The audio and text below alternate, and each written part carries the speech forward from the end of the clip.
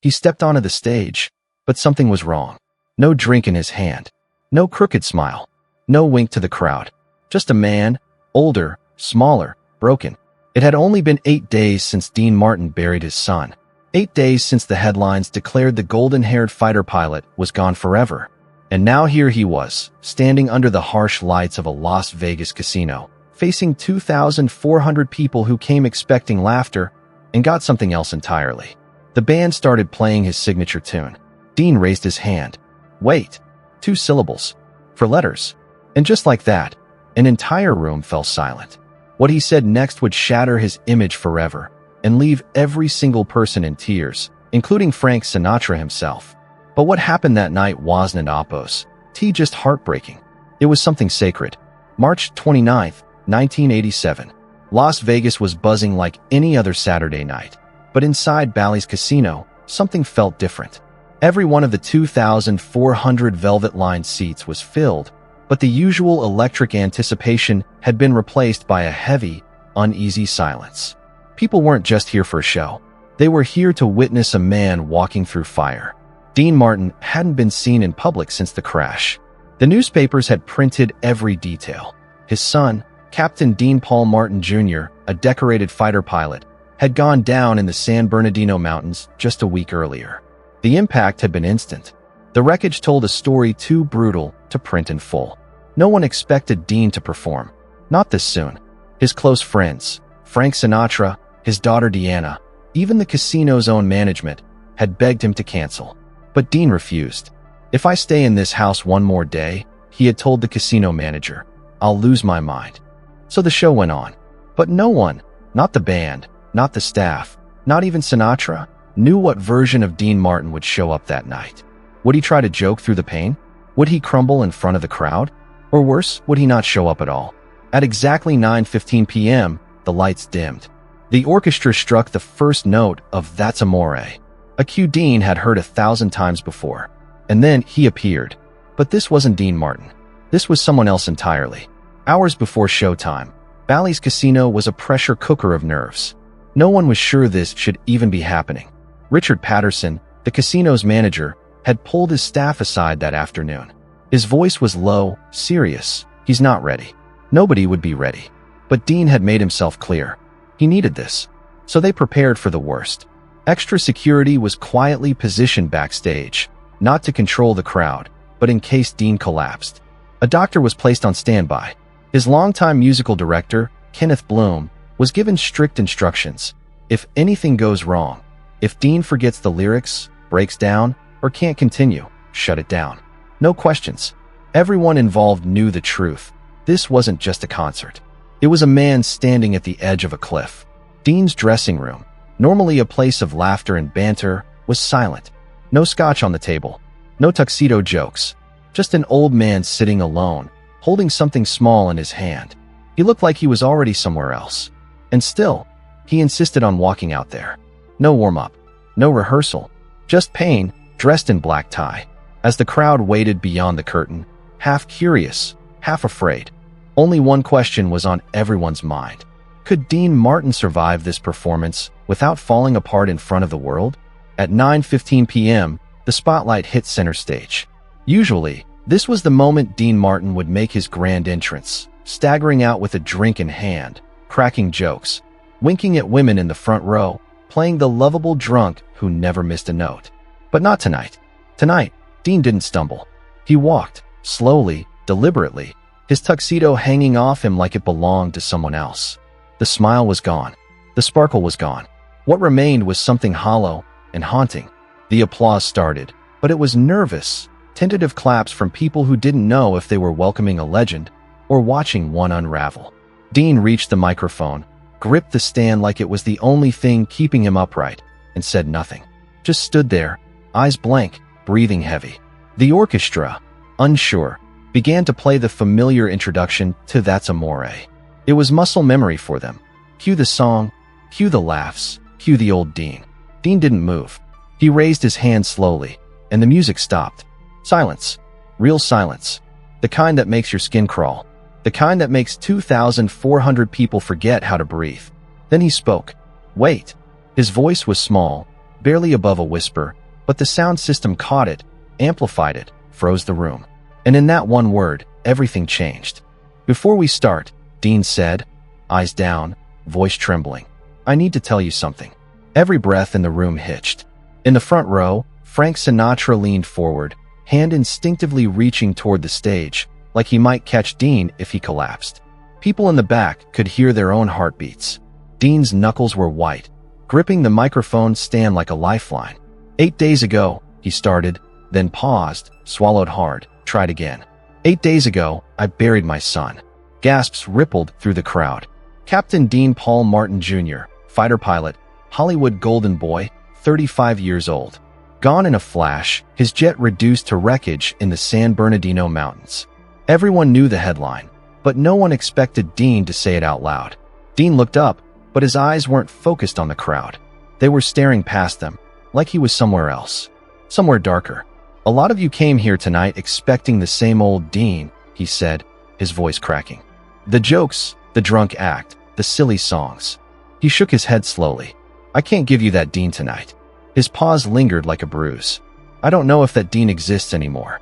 And in the front row, the chairman of the board, Frank Sinatra himself, was crying, shoulders shaking, tears running freely. He wasn't the only one. Dean continued, each sentence unraveling him further. That Dean had a son he could call after the show. That Dean could talk about planes and flying and the future. That Dean thought nothing bad could ever happen because he was Dean Martin, and bad things didn't happen to Dean Martin. He looked down, but that Dean was wrong. The silence that followed wasn't just quiet, it was sacred. It was the sound of 2,400 people realizing they weren't watching a performance. They were witnessing a man break, and he was just getting started. Dean looked down at the floor, voice barely holding together. "They found him on March 21st, he said softly. "In the mountains. My son. My Dino." He paused, swallowed, tried to steady the tremble that had crept into every inch of his body. "They said the impact was instantaneous. They said he didn't suffer. They said a lot of things that were supposed to make me feel better." His gaze lifted to the audience, but his eyes were glassy, haunted. "None of it made me feel better." In the third row, a man dropped his face into his hands. His wife clutched his arm, sobbing. Around them, the room was unraveling. Grown men cried. Dealers froze mid-shift. Even the cold whir of the slot machines felt like it had vanished. At the funeral, Dean continued, "Everyone kept telling me, 'Be strong. Your son would want you to be strong.'" He nodded slowly, as if still trying to convince himself. "So I was. I stood there at Arlington. I watched them fold that flag. I listened to them play taps, and I didn't cry. Not once." His voice cracked, edged with something like shame. "Everyone probably thought I was heartless. My ex-wife, she kept looking at me like I was broken. And maybe I am. Because I couldn't cry. I wanted to. God, I wanted to. But I couldn't." Then Dean's hand moved to his jacket pocket. He reached in, slowly, and pulled something out, small, metallic, barely visible to the crowd. "Do you know why I couldn't cry?" he asked. "Because if I started, I'd have to admit he was really gone. And I wasn't ready to admit that." His fingers opened to reveal what he held, a pilot's wings. 15 years ago, he said, voice quivering, "Dino gave me these. His first wings. Right after he graduated flight school." The silence thickened as he held them up. He was 20 years old, standing tall in his uniform. "He took these off his chest and pinned them on me," he said. Dean's voice cracked wide open. "Now you can fly too, Dad." A single tear slipped down his cheek. "I've carried them in my pocket every day since. Every show, every movie, every moment." And Dino knew that. He'd tap my pocket before a show and ask, "Got your wings, old man?" Dean wiped his face with the back of his hand, trembling. "I'd always say, always, kid. Always."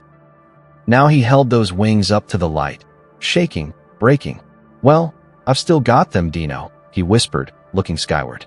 "But you're not here to ask me about them anymore." Dean stared at the wings in his hand like they were the last piece of his son he could still touch. "I didn't want to come here tonight," he confessed, his voice hoarse.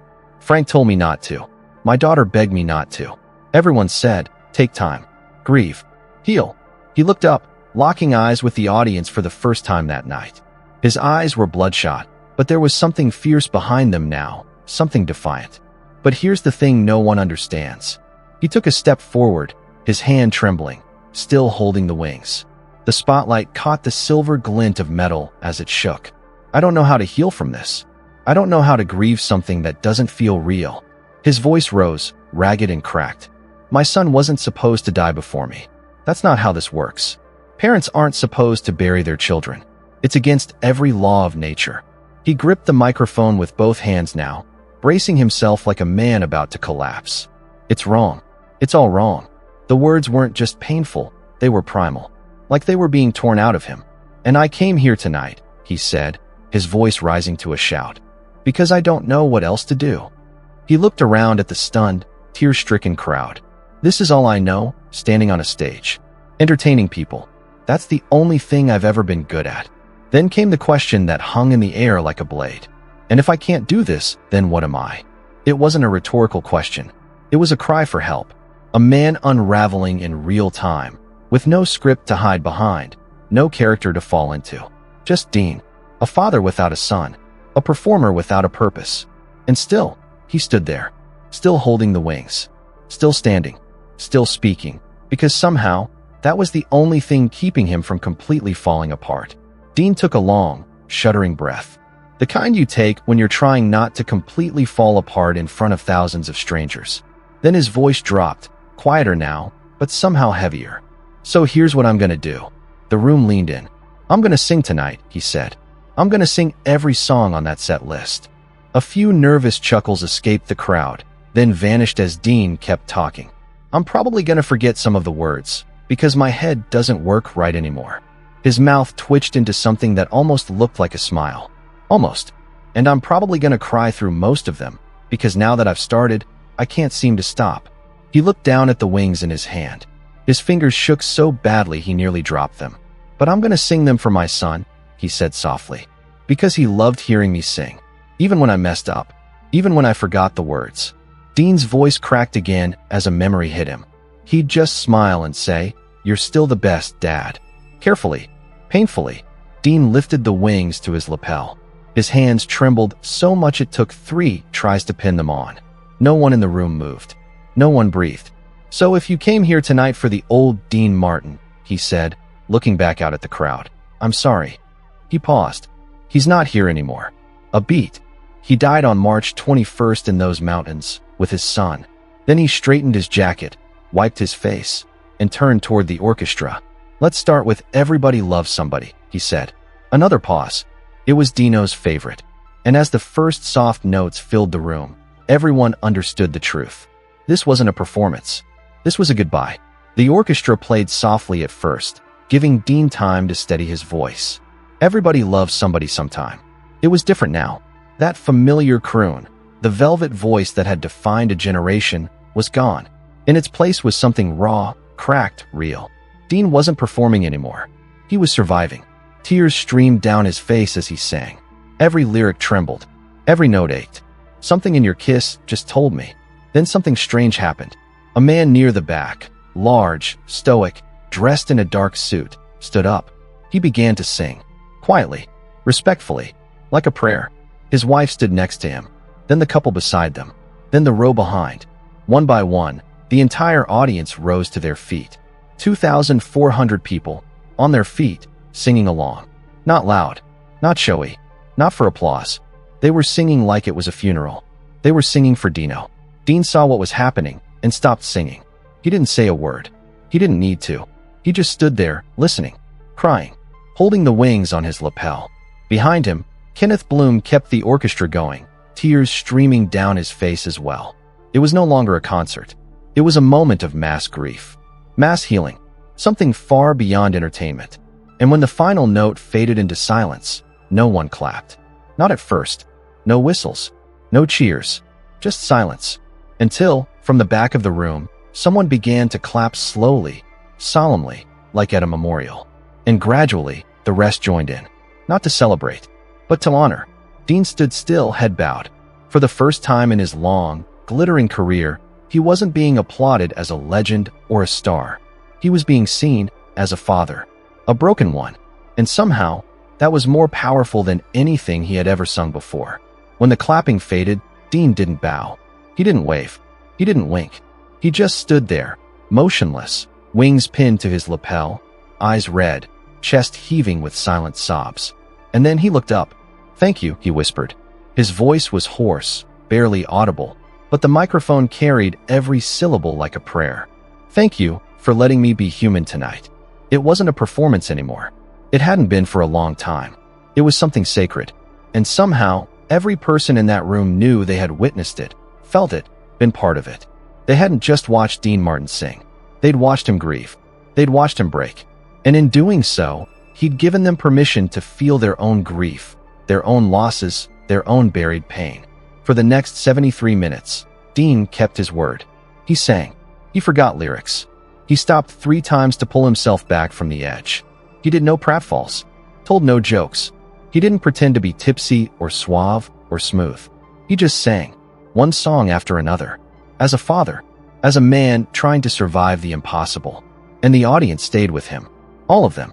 Frank Sinatra, still seated in the front row, never took his eyes off Dean. His hand stayed clenched into a fist on his knee the entire time, as if holding back the urge to run up and hold his friend. And when the final song ended, Dean didn't take a curtain call. He didn't ask for an encore. He stepped forward, looked out at the silent, reverent sea of faces. "God bless you all for being here tonight with me." Then he turned and walked off stage. No spotlight, no fanfare, just a man disappearing into the dark, leaving behind a room forever changed. Backstage, the noise of the casino returned, slots buzzing, cocktails clinking, the distant hum of life moving on. But in that narrow hallway behind the curtain, time stopped again. Frank Sinatra was waiting. He didn't speak, didn't smile, just opened his arms. Dean collapsed into them. He didn't ease into the embrace. He fell into it, like a man who had held his breath too long and finally let go. And in that moment, Dean Martin broke completely. The sobs came fast, loud, gut deep. "I can't do this anymore, Frank," he choked out between gasps. "I can't pretend everything's okay. I can't be that guy anymore." Frank held him tighter, whispering into his friend's ear. "Then don't be." Dean pulled back, tears streaming down his face, eyes red and desperate.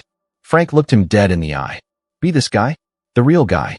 The one who loved his son more than the spotlight, more than the show, more than anything else."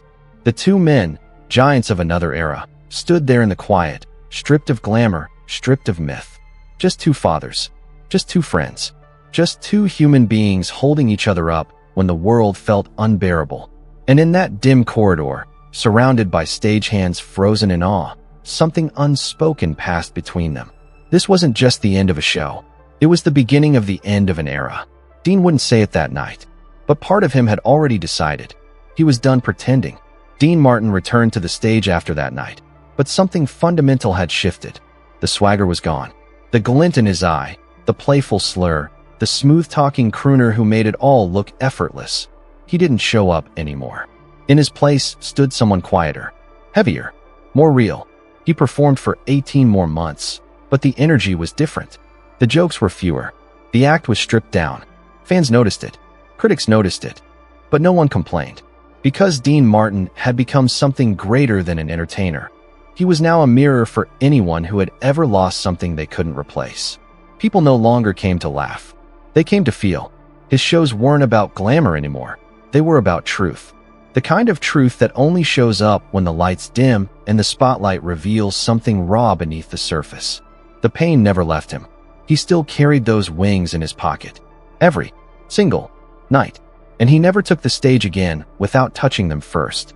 March 7th, 1989. Almost 2 years to the day after Dino's death, Dean Martin sang his final song. He didn't make an announcement. Didn't declare it his last performance. Didn't give a farewell speech or stage a grand exit. He simply walked off stage and never came back. When asked later by a reporter why he stopped, his answer was as quiet as it was devastating. "I did what I came to do. I said goodbye to my son in the only way I knew how." And just like that, Dean Martin, the king of cool, the Rat Pack icon, the man who once lit up every room he entered, closed the curtain on a career that had spanned decades. Not with fanfare, but with purpose. On Christmas morning, 1995, Dean Martin passed away quietly in his Beverly Hills home. There were no cameras, no curtain call, just silence. But one detail from that morning would etch itself into legend. He was buried with Dino's pilot wings still pinned to his chest. The same wings that had lived in his pocket for 15 years. The same wings that had steadied his hand during every show. The same wings he'd clutched on stage that night in Las Vegas. The night everything changed. If you ask anyone who was there at Bally's casino on March 29, 1987, they'll tell you the same thing. They didn't see a show. They saw something sacred. They watched a man peel back the layers of fame, fortune, and performance and become something far more human, more painful, more powerful. They saw a father grieve. They saw truth. And somehow, in that brutal honesty, in that moment where Dean Martin stopped being a legend and became just a broken man with a shaking voice and his son's wings in his hand, they felt less alone in their own pain. Because grief recognizes grief, and courage recognizes love. Dean didn't say goodbye with words. He didn't need to. He said it with a song, with silence, with a pair of worn metal wings tucked close to his heart. And maybe, just maybe, that was the most unforgettable performance of his life.